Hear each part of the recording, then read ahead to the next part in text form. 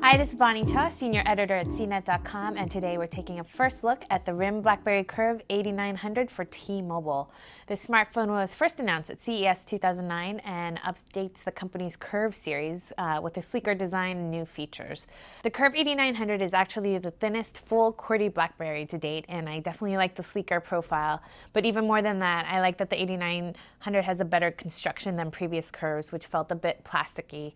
Not only does it feel more solid, but it's also comfortable to use as a phone and a messaging device.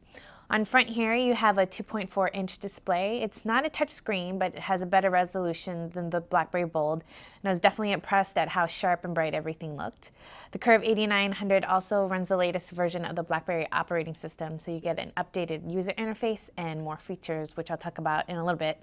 The one minor complaint I have about the interface is that a lot of the icons look the same, so it's a bit hard to distinguish different folders and applications on screen just at a glance.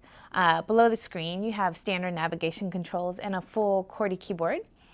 The buttons on the keyboard are similar to the Bolds, but since the phone is smaller, the keys aren't as big or roomy, so it's not quite as easy to compose messages on the Curve 8900.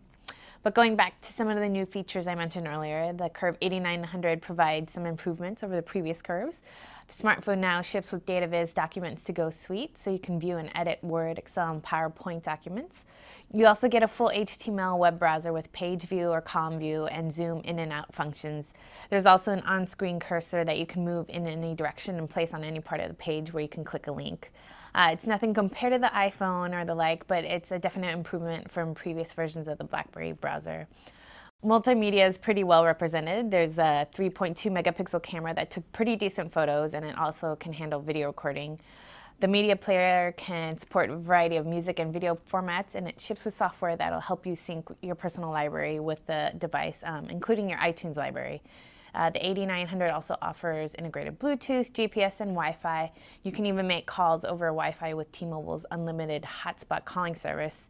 While that's all great, there's one big disappointment about the phone, and that's the lack of 3G. T-Mobile has finally rolled out its 3G network, and I think they're in need of more 3G smartphones, and it's something that would have added more value and appeal to the BlackBerry Curve 8900. Still a solid smartphone in its current state with good performance and call quality, but again, the 3G support would have really made it better. The BlackBerry Curve 8900 will be available to business customers first starting January 26th, and then in stores nationwide on February 11th. At launch, it'll cost $199 with a 2-year contract. I'm Bonnie Chan. This has been your first look at the RIM BlackBerry Curve 8900 for T-Mobile.